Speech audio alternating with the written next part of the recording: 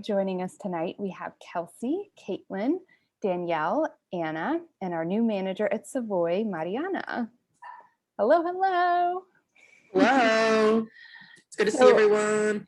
Each of our booksellers will speak for about 5 minutes, maybe a little bit longer, and then we will open it up to those audience questions that have been submitted through the chat or the Q&A button. So I am going to go ahead and turn it over to Kelsey.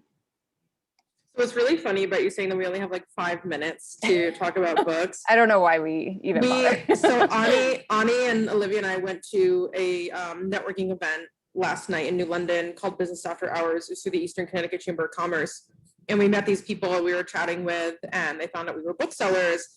And they go, "Oh, what are you reading?" And you could see all of our eyes like bug out. And she's like, "Oh, just give me the short version." And I was like, "No, you asked, you're getting the whole answer. Sit down. There's no way that I'm gonna cut this short." Also, just to dissuade some rumors that I'm seeing in the chat about why Booksellers After Dark is going on hiatus.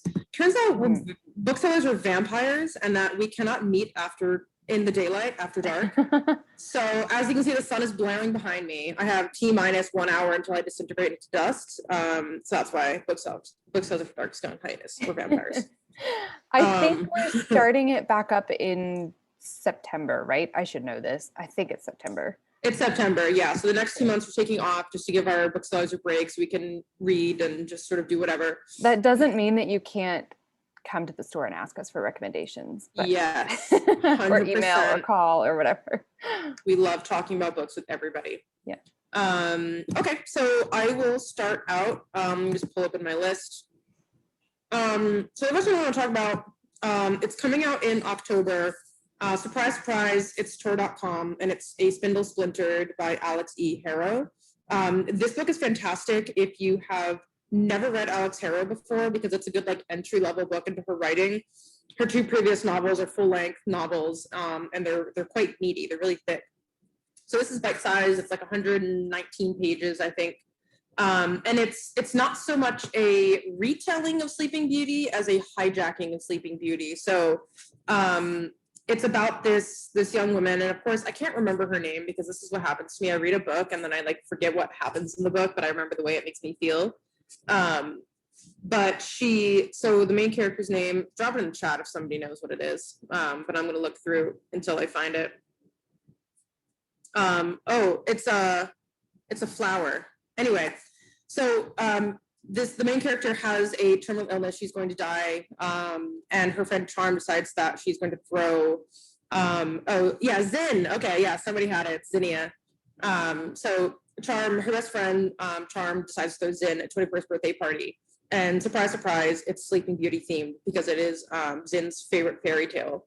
And so they go to their favorite secret hideout spot, and Charm has put rose petals everywhere and has found a wooden spindle.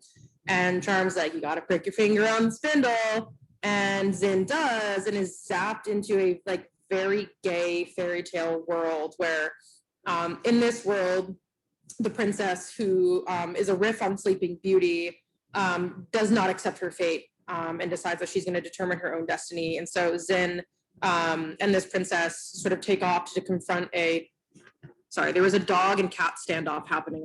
I almost had to jump in and be a mom for a second there. They take off and they find this witch in the woods who, according to lore and according to fairy tale, is this like bad witch that is evil and does all these bad things. And of course, because this is a hijacking, it's not the way it seems. It's just delightful. It's enchanting. The writing is beautiful. It's so very gay. It's so very, it made me realize why I never liked fairy tales as a kid, because of the fact that I never saw myself in them. I never saw myself as the prince or the princess. All my friends loved Disney movies, but I never did. Like whenever someone's like, "Oh, you don't remember that Disney movie?" I'm like, "No, I never really watched it." But this book makes me like fairy tales, and it's delightful. So it's coming out in October. It's a really good spooky fall read. It's going to give you that really lovely like New England fall sort of vibe. So that's Spindle Splintered by Alex Harrow. And I know that we had some requests for nonfiction, so I'm actually going to do a quick swerve to talk about some nonfiction. This is one that has been on my bookshelf for years. It's called I Wait, the Devil's Coming, or as it has been published, The Story of Mary MacLane. if you read Plain Bad Heroines, which is the book that I talked about at our very first inaugural Booksellers After Dark, I think it's September, October of last year, this very real book plays a part in Plain Bad Heroines that sort of drives the plot and the story there. This is it's a memoir written in the early 20th century by a young woman named Mary McLean, and she's growing up in Butte, Montana in 1902, and she published this book that at the time was very controversial. She basically laments at, the hand that has been dealt to her as a woman growing up in Butte, Montana in 1902. It's subversive in the sense that, she hints at being gay and preferring the company of women. And it was published to widely critical acclaim, both positive and negative, and it sold like an astronomical number of books when it was originally published. And it's fascinating. It's funny, it's sad, it's disparate at times, and it's just really interesting. What I've been enjoying a lot in my reading is reading about queerness at different times in history. It's something that I realize that I have not done enough of, and that queer history goes back so much farther than I think, even to the point of medieval times and earlier, what I'm coming to realize. And so that's kind of where my reading is leading me, is sort of these historical contexts. And speaking of historical context, queer novels, I had to do it. I can't not do it. One Last Stop by Casey McQuiston. Everyone is laughing. I'm sure other booksellers will touch on this, but it's not technically a historical fiction, but it does have a historical element to it. It highlights a piece of New York City history that I had no idea happened, but it's a woman loves woman romance, takes place in New York City. These two women meet on the Q train and fall in love. Turns out one of them is literally stuck in time and is fated to ride the Q to the end of time. And of course, because they fall in love, they try to bust her out. And of course, because it's a romance, things go well for the two of them. But Casey McQuiston's writing is it's really funny, and it's very millennial. And I think that, even if you're not millennial, you'll still find joy in the writing and the storytelling, because she's really good. So I'm probably way past my time. Stephanie, thumbs up, thumbs down. Where am I? Can I keep going? You can keep going. Yeah, I didn't know if thumbs down meant you're overtime. You're good. You can. Okay, thumbs up, keep going. Thumbs down, stop talking. Okay. Yeah, Kate Larson says I haven't been able to read it yet because I keep selling it. Yeah, that same thing at Bank Square and Savoy. I think we sold out at both stores really, really quickly. But it is on shelves now. It should be on shelves now. I shouldn't say that. Definitely check first before you head down to the store. And then another one, this is more nonfiction. It's something that I've been reading for a while. I haven't actually finished it, but it's one of those books that is on my shelf and I keep coming back around to it because, again, it interests me. And I'm not a huge nonfiction reader, so it takes me a while to get through books. But as some of you may know, I'm a martial artist. I've been practicing jiu-jitsu for almost 10 years now. The style that I practice is very true to its original form. It's for self-defense. So there was this book that my friend gifted me several years ago called Her Own Story, The Origins of the Women's Self-Defense Movement. And it's by Wendy L. Roos. I think it's NYU Press published this. But it's basically about how women have used jiu-jitsu throughout history to quite literally defend themselves from men or anyone who is trying to oppress them. And it focuses specifically on women's suffrage in Great Britain and how women would start these self-defense clubs and teach each other how to defend themselves against police officers who may not be accepting of the fact that they're protesting for better conditions and rights. One thing that I am learning through this book is that the women who were learning jiu-jitsu were from a very privileged class. It was usually upper echelon white women who had the time and resources to do this, who didn't necessarily have a lot of children or a home to keep or had to work. So this is definitely something that is very interesting on multiple levels. And actually, if you watch, what's the, Enola Holmes, if you watch the Enola Holmes movie, there is a scene where she comes across a group of women practicing jujitsu in the same style that is talked about in this book, and is actually the same style that I teach and practice. And so it was really cool to see those techniques being demonstrated on screen and being shown as for self-defense. So this one's really good. I recommend it if you're interested in women's history and suffrage, and if you're at all interested in self-defense and just the history of that. Because when I study the history of jujitsu, which I do a lot, it's very much from the male perspective. I've read writings of Jigoro Kano, who's the founder of Kodokan Judo.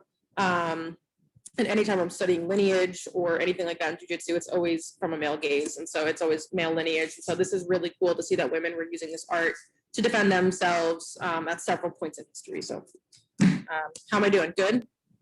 You're good. You're up. All right. I actually haven't, confession, I have not been watching the time. Oh, I think God, you're fine. You gotta stop about me 5 because minutes. I will keep going. Okay, I digress. Okay. I'm curious, has anybody read Orlando by Virginia Woolf? Has anybody read that? No? Silence? Okay. It's on my list. I've been wanting to read that for a long time, but you were reading, oh, Douglas has. Okay. I'd love to hear about it, Douglas. It's been on my list for a while. I know that that's kind of a big book in LGBTQ world. So that's on my list to get to soon. We shall chat. Great. Okay, so next up we have Caitlin. Hello. So the first book that I'm going to talk about is a horror book, which I very much so enjoyed. It is The Final Girl Support Group by Grady Hendrix. It's coming out this July. Kelsey was nice enough to give me the ARC when she saw that I was ordering Grady Hendrix's other book, The Southern Book Club's Guide to Slaying Vampires, which I've also heard great things about but haven't yet read. Final Girl Support Group, amazing. It turns all of these like slasher film tropes and brings them into modern day, like drags them out of the 80s, says what happens to these girls after their films end, and like forces you to confront just the patriarchal views and idealisms behind every slasher film, while also having like such a great, gripping and thrilling plot that just drags you through it. I read that book in like 3 days, which for me is very quickly because I was still in school at the time. Like I had stuff to do, but no. This book was more important. This book just like held my attention, and it was really interesting to just kind of see the way that the characters had to deal with what was going on, because they all like were so traumatized from what had happened to them previously that they were just very paranoid about it happening again. And it was just this whole cycle of, you know, anxiety and OCD from just reliving what they've already been through, with the whole idea of like the sequels, like the killer comes back and them never really getting to escape violence that they feel as women and the violence that is put towards women in society. So it was like very much so, Grady Hendrix did a great job of just writing an homage to a classic slasher film and also questioning all sorts of misogyny and patriarchy and like all of that underlies all of those slasher films. It was just so in your face and amazing. Amazing. Very good. That is my review of that. And then also, like Kelsey, I heard about nonfiction and I had to bring up something that I have quite a few tabs in, if you can see, Evicted by Matthew Desmond. This will change your life. Quite literally, it will change the way that you look at housing, because after reading this, you will, if you aren't already at the point where you think that housing is a basic human right, after reading this, you will be there. And it does a great job of just diving into the housing crisis in the US, and specifically in terms of evictions and in terms of how many there are, why there are so many, how hard it is for these people to stay in homes, and the ways that it impacts them, their communities, the people that are actually renting out the landlords, like on top of the renters and all of that. And it deals with like the underlying racism and all of that kind of stuff underneath it. And yeah, COVID did not help with that at all. At the very least, COVID was able to get blocks on evictions in some places, but even then those are getting lifted. And in the book, you'll see that evictions were at a record high when he was researching this, and it's probably only gone up. And it just kind of dives into how, like, when you keep evicting people from their homes, there's no way to lay down roots and there's no way to build up a community. And when that happens, there's only going to be, like, the quote bad part of town. If there's only people that are just being brought in and then kicked out and then brought in and then kicked out, there's not going to be any sort of stable environment for people to live in. So very, very good takes on just poverty in America, especially in terms of the housing crisis and in terms of housing being a basic human right. Caitlin, do you know when that was written? I've heard of it, but I'm not sure if it's a newer book, or I'm curious if it mentions anything about COVID and it's older than COVID times. Okay. 2016. So it's okay. It'll be it's a little old. Do like a, you know, in a newer edition, if they ever do like a preface that kind of addresses some of the stuff that's happened since COVID, but interesting.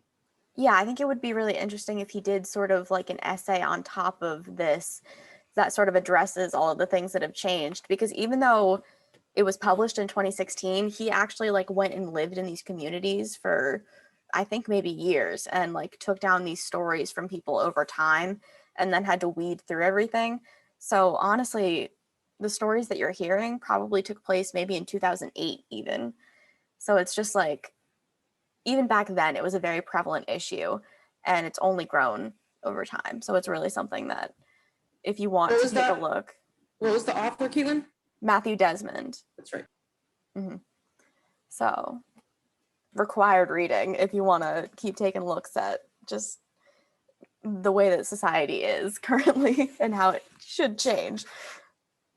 All right, and then the last book that I have is This Is How You Lose the Time War. Going back to sci-fi, my love.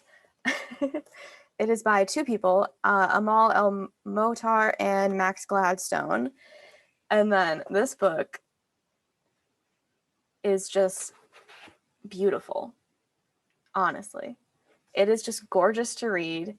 It reads like poetry. The prose just flows so smoothly, and it's told as scenes from these two characters' perspectives, Red and Blue, who are on opposite sides of a time war. And it's the letters between the two of them as they fall in love. It is a sapphic sci-fi enemies to lovers romance, and it is gorgeous. It is just so sweet and compelling, and you just grow alongside both of these characters as they go through their journey towards not only like falling in love, but recognizing that what they're fighting for doesn't necessarily matter to them as much as the other person does. So it's it's just like the tear down to the world to get to that one person type of romance, and it is just gorgeous. So that is all I have for you today. Those sound really good. I know I wrote down a couple of those myself. So next up we have Danielle. Hi, happy Pride, everybody. Because it's June, all of my books either are written by queer authors or feature queer characters. So buckle up for that. I heard that the people wanted some historical fiction, so I'm here to provide. I hope this is enough historical fiction for you all. This is Cryptonomicon by Neil Stephenson. If you haven't read anything by Neil Stephenson before, he writes some pretty chunky tomes, let's say. This one's over 1,000 pages, so if you just want a historical fiction to get you through the summer, I mean, you can do a lot worse than this. So this is basically follows two timelines. One is following like World War II, Bletchley Park, Allied efforts to do the code breaking in the Pacific. And then the descendants of some of those characters are starting in like modern times. I want to say modern times. I think this was written in the 90s, so yeah, modern. They're the descendants of those World War II characters are starting like a tech startup, and they're laying like undersea cable somewhere in the Pacific. So these two timelines kind of followed like very similar trajectories in really interesting ways. Like they have very similar like adventures. I actually read this book when I was in the Navy. I did crypto in the Navy, and this book actually was like one of the very first things to make me care about my job. And it's a historical fiction. It's not like a actual history book. The reason why I wanted to recommend it is because one of the, like, there's a lot of minor characters that are actual historical figures, and one of them is Alan Turing, who was like, pivotal for code breaking and also for computing in general. And he was also a gay man who, despite all his contributions to the war effort and helping to crack the code, ended up getting, sorry to say, chemically castrated by the British government because he was gay. So it's like, thank you for your service to the war effort. But we're going to give you a choice: either go to jail for the rest of your life or become chemically castrated. So like, it just goes to show, even across like, that timeline and our timeline, how far we've come. So, I mean, the book is like an adventure from start to finish. It's like, I mean, it's Neil Stephenson, so it's got like some math. But yeah, it's an adventure. I loved seeing Alan Turing just having a romantic relationship with a man, and it like wasn't a thing. It was just very, very refreshing. So yeah, if you're looking for some historical fiction, I recommend this for military people, dads. Dads would love this. Just anyone who wants a little history. You can do a lot worse than Neil Stephenson. My next recommendation is The Secret Lives of Church Ladies. It was a finalist for the National Book Award. And it's a really short book. I think it's about 9 short stories. Sorry, the author's name is Disha Filya, right there. And basically these are 9 short stories about Black women, like basically pursuing their desires, trying to be good people, just move through the world in an authentic way, but kind of with like the institution of the church almost like looming in the background. Not always explicitly, maybe it's like the social mores that are coming through, or like actual church attendance itself, or other people putting different pressures on them. But yeah, just about like different short stories. One of them that was my favorite was a grandmother coming across her teenage granddaughter's journal, in which she's writing about her obsession with the pastor's wife, and it's like very sexual and very graphic, and the grandma's like narration is just like, Lord, please deliver my granddaughter, she needs help. But like the unabashedness of this teenager is also just hysterical. It's so funny. There's another story where it's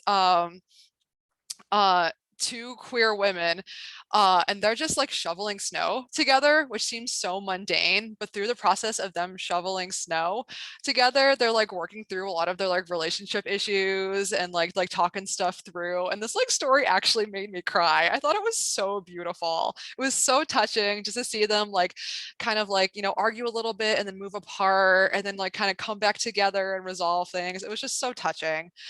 So yeah, it's a short read, but it's like so authentic, it's so raw, it's so tender. That's The Secret Lives of Church Ladies by Disha Filya. I've got a couple, please be patient with me. The next one is Hemele Ahilo, a Hilo song by Rika Aoki. She has a new book coming out soon. I think it's called Light from, Mariana's nodding, Light from Uncommon Stars. I haven't read that one yet, but I'm almost done with this one. It follows like 3 different perspectives on the Big Island in Hawaii. A hula dancer who is trying to make a new dance, basically based on her devotion to Jesus Christ. And obviously this is very controversial and untraditional. A mainlander who comes to the island and is trying to make it in like an all like Hawaiian band, and kind of like his struggles to like integrate with the locals.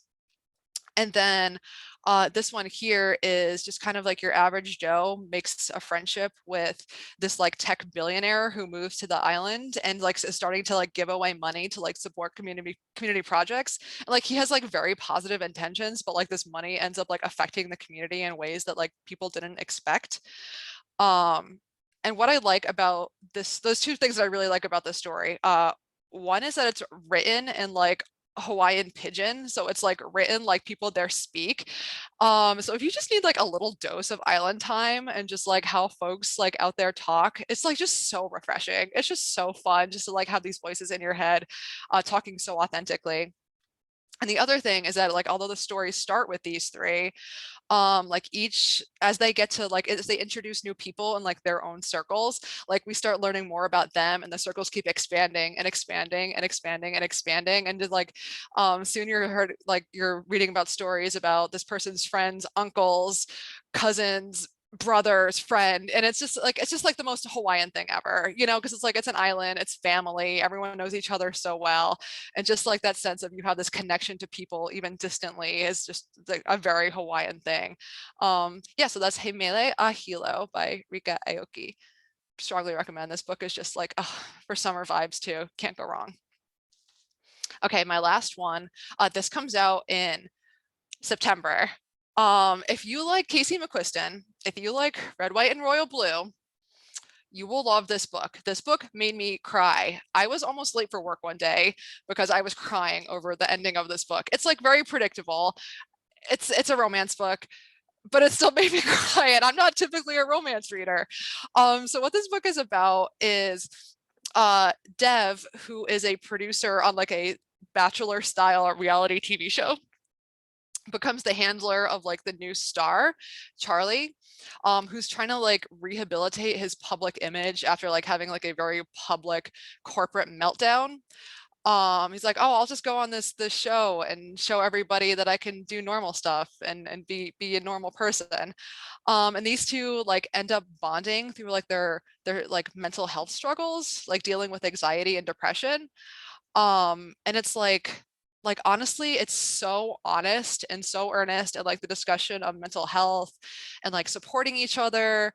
And like there's like such like a colorful cast of like supporting characters that are so funny. It's like very Casey McQuiston-esque. So if you like Casey McQuiston, it's very, very similar. And then like the happily ever after is just so good. Even if you see it coming, it's just so good and so pure. And like honestly, like please read this book. It's so good. It made me so happy. Yeah, so that's The Charm Offensive by Alison Cochrane. And of course, like I just have to. I'm sorry in advance, but just like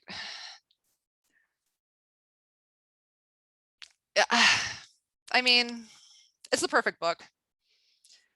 That's all I have to say. It's the perfect book. Please, Casey McQuiston, one last stop. Thank you. Great job, Danielle. All right, next up we have Anna. Oh, wait, Abby. Oh, this is a great idea. Abby's turning One Last Stop mentions into a drinking game. So I switched locations suddenly because all of my neighbors decided to mow their lawns simultaneously. So I have 3 books to talk about tonight, and they're all like kind of murder mysteries, thriller, criminal stories, which I love. So the first one I just finished this afternoon. It is this sad beat up, look at this, but James Lee Burke. So it's a Dave Robichaux novel who I love. Oh my God, thank you, Becca. That's so nice. And this one I found in a little lending library down by the beach, and just like pro tip to booksellers or people who just like buy or accumulate a lot of books, give them to little lending libraries. It's the best. I have one in my yard. And you can just Google little free libraries. They will give you a map of everything. They're a bunch down by the beach. It's a great way to like donate your books and find some other really good ones. They're often very, very well loved, but you know, it was still an awesome story and I'm glad I read it. So in this one, Dave Robichaux, it takes place in the wake of Hurricane Katrina, and Hurricane Rita. So normally the stories take place in New Orleans, New Iberia, in like the bayou, but Dave, his wife, and his best friend Cletus decide to kind of escape and go to a friend's ranch in Montana. And of course, crime follows them wherever they go. So two college, yes, this Phoenix. So two college students end up dead, like very violently murdered. And Dave and Cleet realize that there's something rather shady going on with the oil baron family up the road. And chaos ensues, and it's always sexy, and there's always a creepy evangelical pastor and a single mom who made a lot of questionable choices, and now she's just trying to do right by her kid. And there's just these, oh God, if you haven't read James Lee Burke, Danielle, this honestly, when you were like, this is great for people in the Navy or dads, this is dad lit. I love it. It's so good. I will say it could not be more heterosexual. So, you know, sort of the antithesis to everybody else's theme at the moment, but still a really good story. I'm going to start another one probably tomorrow. And the book I'm currently listening to on Libro right now is Rabbits by Terry Miles. It's an indie next pick. It just came out this month, if not this past Tuesday, the Tuesday before. And this is a total departure for me. It's still kind of a mystery, but hey, excuse me. I'm sorry, my children are fighting. Hey. But this one is like very sci-fi, very gamer oriented, which this is just not my world at all. But so there's a game called Rabbits, which somehow transcends a board or a computer or an arcade kiosk, and is our entire existence is the board, basically. And so connections are made. So like the summary flap says, you know, you look at the clock and it's 4:44 p.m. and you also realize that it's April 4th, and the document you're reading, you're on page 444. And it's like that kind of thing. And it's a lot of, oh my gosh, there's another word for it. It's not connections. This is called Rabbits by Terry Miles. So basically like this phenomenon of all like finding all these patterns is the game. And there are various iterations of the game. And a former winner of the game reaches out to this young woman named Kay, who has a knack for finding a lot of patterns and mathematical equations, and she's got like a photographic memory. And she's just like a huge gamer nerd herself. And this guy says that something is wrong with the game, and people are starting to die and have died playing it, but they're starting to die with more frequency.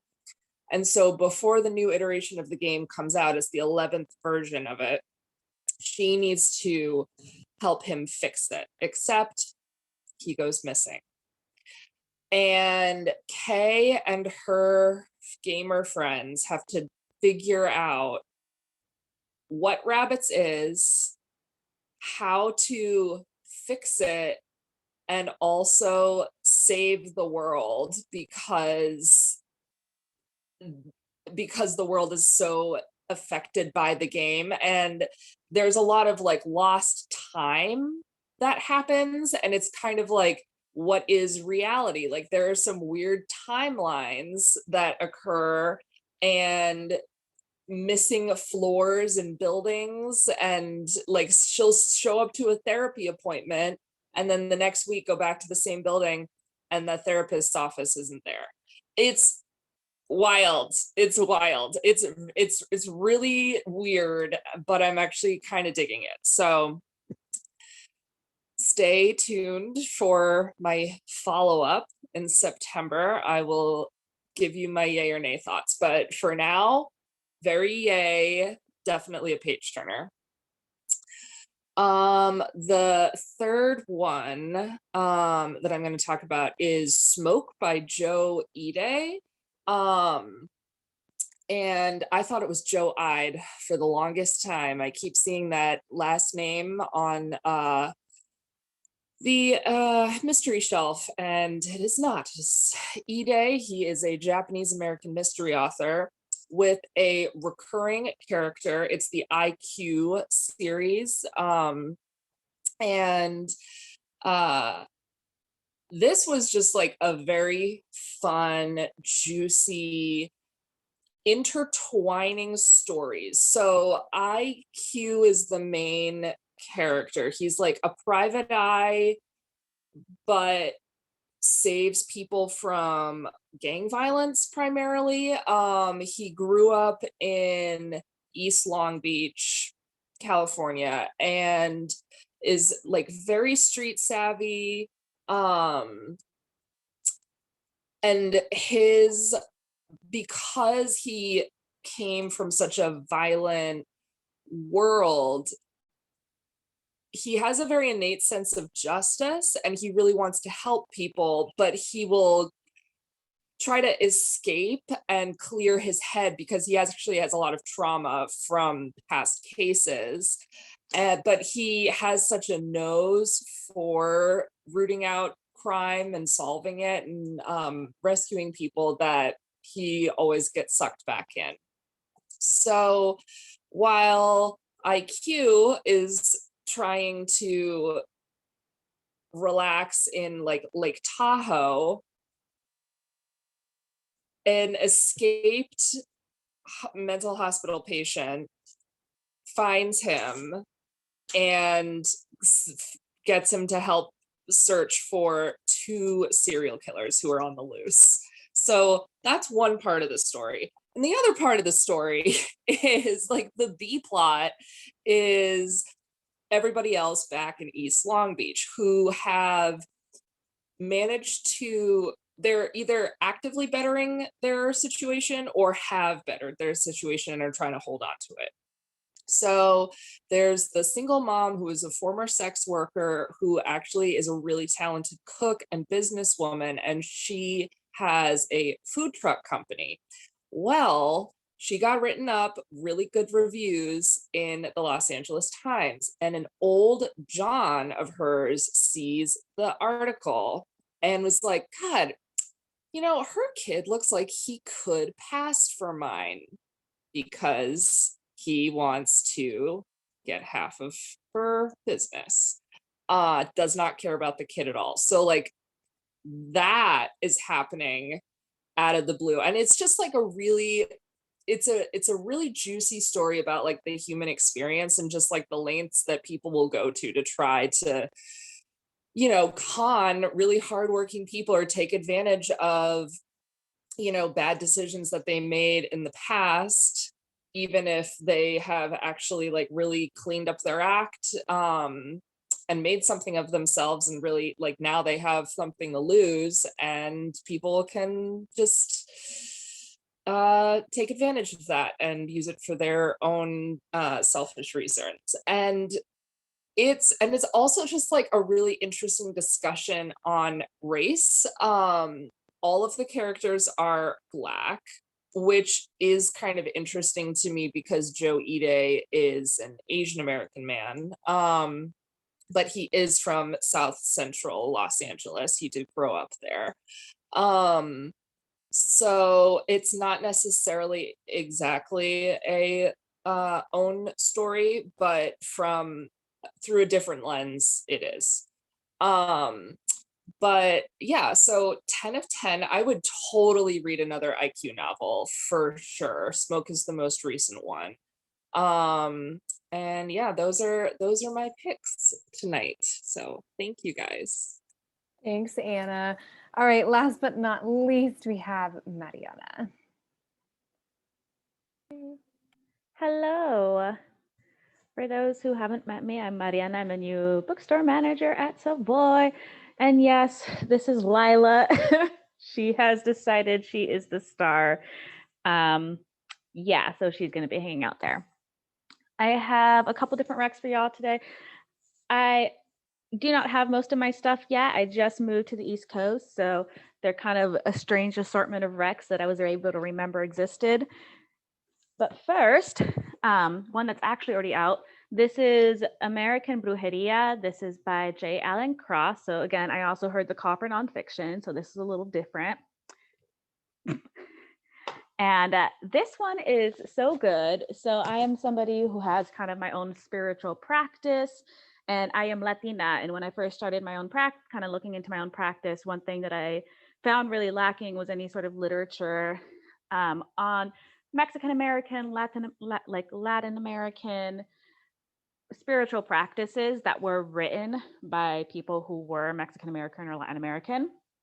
And J. Allen Cross is a Mexican American who saw that same need for writing in that niche and specifically started doing research and asking his community and his family for like information on brujeria, like what he calls American brujeria.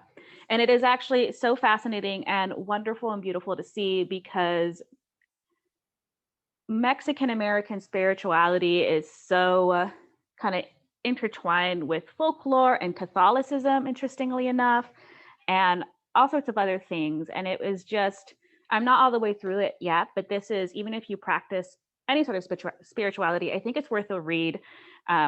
He offers up a good amount of information on how to potentially take some of these practices and make them your own in a respectful way.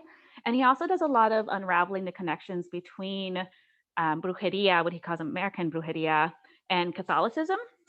I'm somebody who is not particularly spiritual in a traditional Christian or Catholic way, but Catholicism is very ingrained in Mexican culture, and he takes it back and shows how a lot of the kind of traditional imagery that you see of La Virgen de Guadalupe and things like that really date all the way back to indigenous practices and the way that they took these Catholic imagery and stories and kind of melded them into their own spirituality and gods and mythos in a way that allowed them to keep practicing without getting persecuted.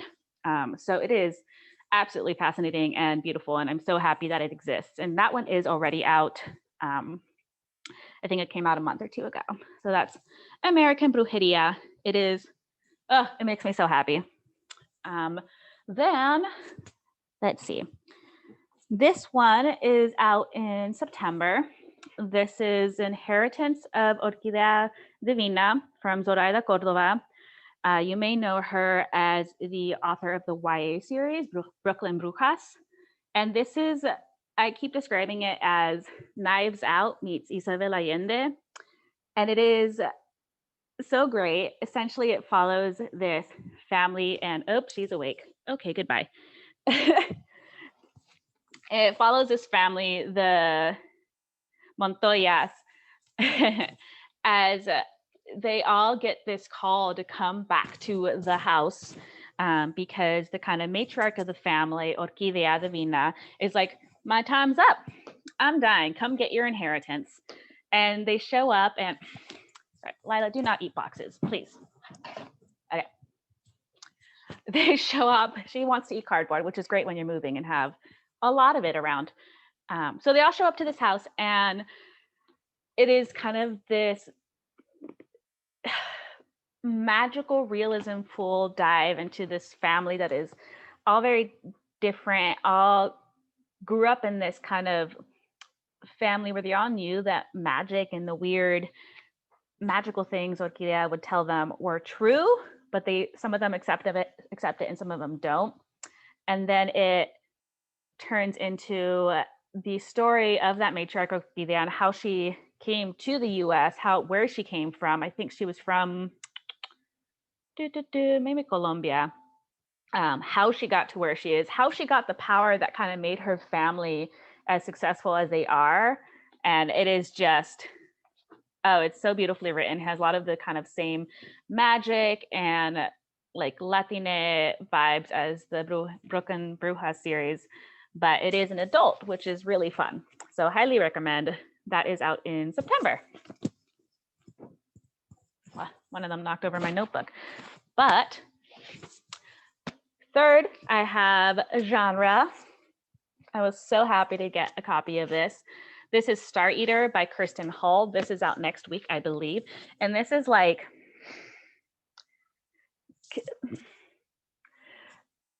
cannibal nuns.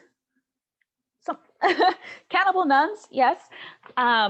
It follows Elle, who is a member of this sisterhood that partakes in this kind of gruesome magic out of necessity to keep their city essentially afloat, where the whole earth below them is riddled with horrors. And part of the kind of necessary evil of the rituals that she and the sisterhood have to partake in involve having children, and she is desperate to get out of that for many reasons that you can say I'm only about halfway through. I haven't quite gotten the full scope of the world building. I kind of knew it was going to be gruesome magic, interesting. I did not realize it also just basically turns into undercover operative story, because she's given this chance and kind of blackmailed into this undercover faction that is doing something. She's not quite sure, but it kind of gets her out of some of the renewal rituals she's required to partake in. And that's about as far as I am. But it is a really cool story about power and women in power and the choices that even women in power have to make in order to even have choices. And then just like wonderful, dark, gruesome magic. So I am thoroughly enjoying it. And it is just like, look at that cover.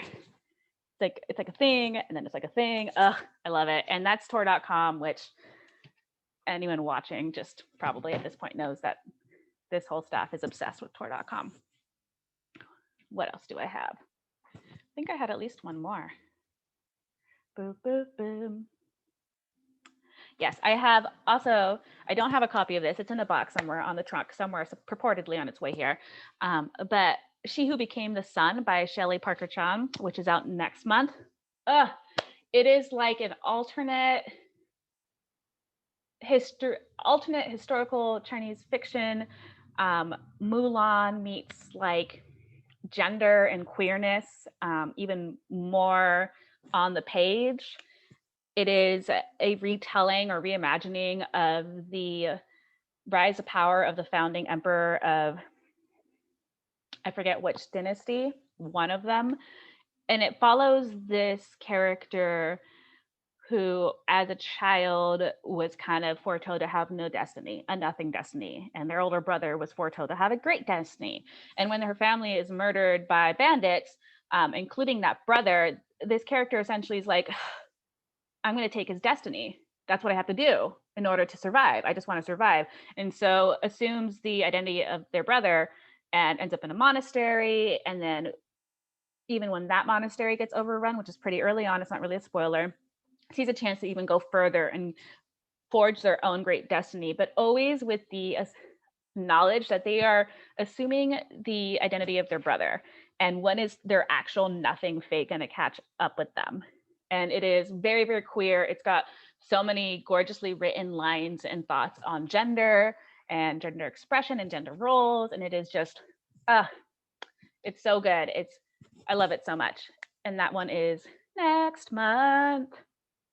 And then, oh, and because Danielle mentioned it, I have read Rika Aoki's forthcoming book, Light from Uncommon Stars, and that is so wonderful. It is like a world famous violin instructor actually has a deal with the demon, harvesting souls of her students in order to fulfill that deal, finds the final soul in a prodigy violin player that is this trans girl runaway she meets in the park.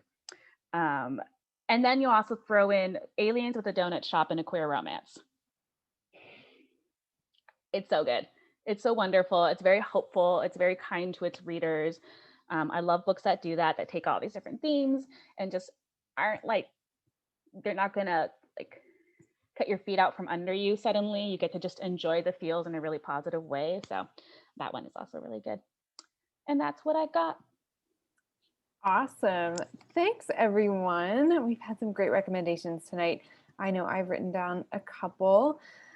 We did have a question from Sherry, who's watching, and she wants some more literary fiction recommendations. And I asked her what book she's enjoyed recently, and she said she has enjoyed Migrations, Hot Stew.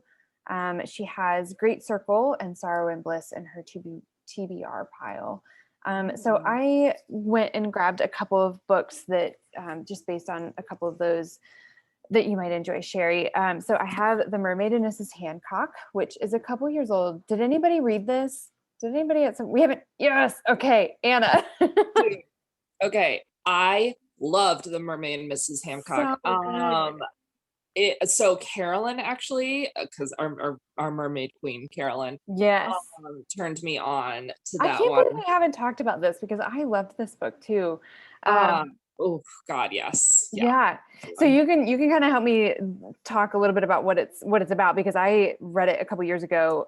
It's about a merchant in the late 1700s who he basically discovers a mermaid, but it's not your kind of Disney princess mermaid. It's kind of this grotesque creature from the sea.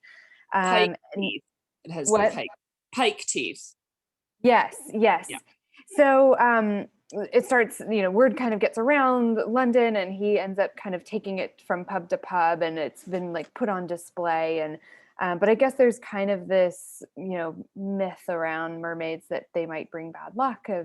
And anyways, a lot of stuff happens. There's a romance with a very unexpected character that I would have never paired with this person.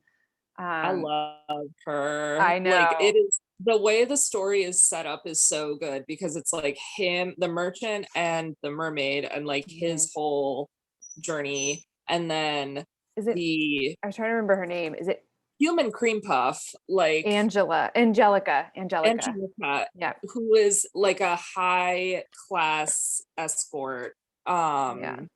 And her whole journey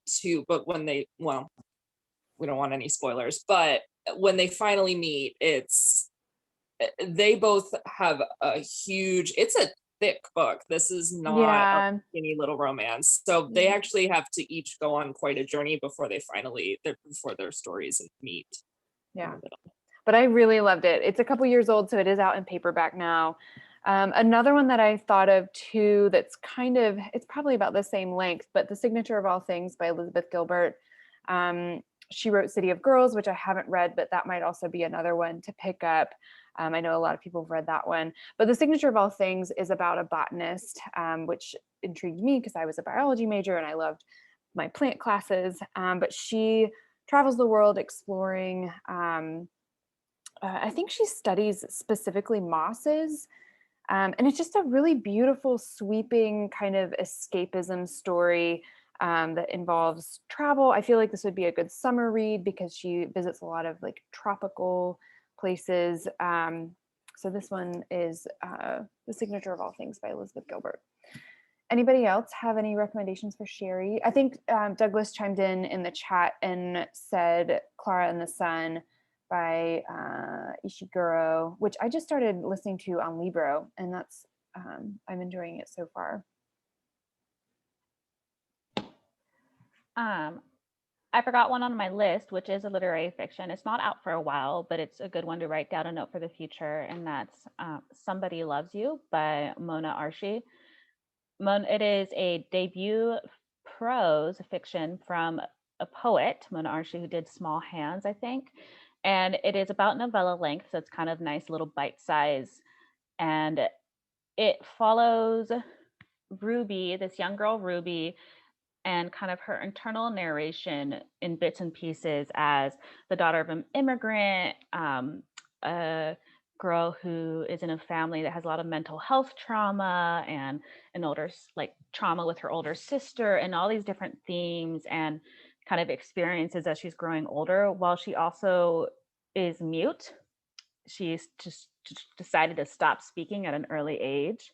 And it's really nice because it has some pretty heavy themes, like I said, like trauma, mental illness, a sexual assault content warning, that sort of thing. But it does so in this really poetic, beautiful way that is, again, kind of kind to its readers. And I thought it was just this amazing bite-sized piece of literary fiction, like very much literary fiction. Some of the first I've read in a long time because I came from managing a children's bookstore. So it'd been a while. But that one, I believe, is out in November. And that's Somebody Loves You by Mona Archie. Awesome. Anybody else, or anybody, feel free, we're kind of at time here, but feel free to chime in with any books that you didn't get to mention during your time block. One last stop. Everyone take a drink. I have to. I also just have to. I really was tempted to go get my 4 copies, 4 different copies, be like, guys want to talk about these? But I won't. It does deserve the hype. It is perfect. Danielle, are you drinking whiskey neat, by the way?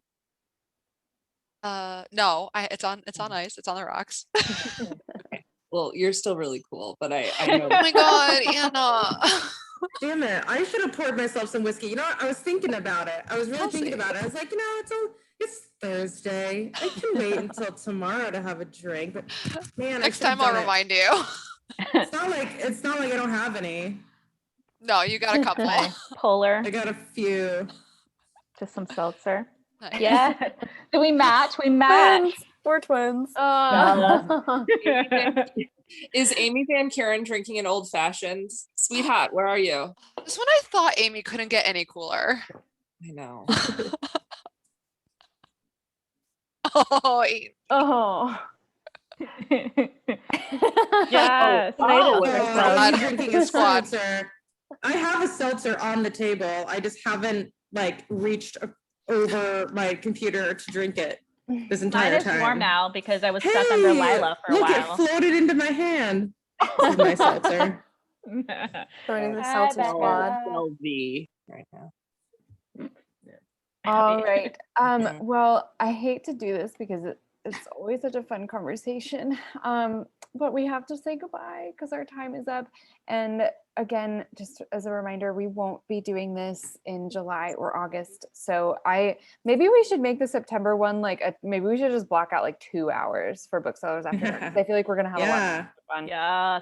Maybe we should consider making it a little bit longer. I 100% agree, but don't forget that we all work at the bookstores. So come in and see us, have a conversation. Yeah. This is our job. We love to do this. And so come in and see us and we will talk about books. Yeah, we definitely love to do this. You're not inconveniencing us. I always think it's funny, when customers come up to us and they're like, I'm sorry to bother you, but I need a recommendation. I'm like, no, please bother me. This is what we love to do. So it's the best everyone, part of the job. Yes, definitely. So come say hello. And again, we will be sending out a list of all the books that we've talked about tonight to your emails. So keep an eye out for that. It should be either tomorrow or the next day. In the next couple of days, we'll get that out to everyone. So thank you so much for watching, and we will see you again in September, unless you decide to visit us in person or watch one of our other upcoming virtual events. So tune in. All right. Bye, everyone. Thank you. Have a great night.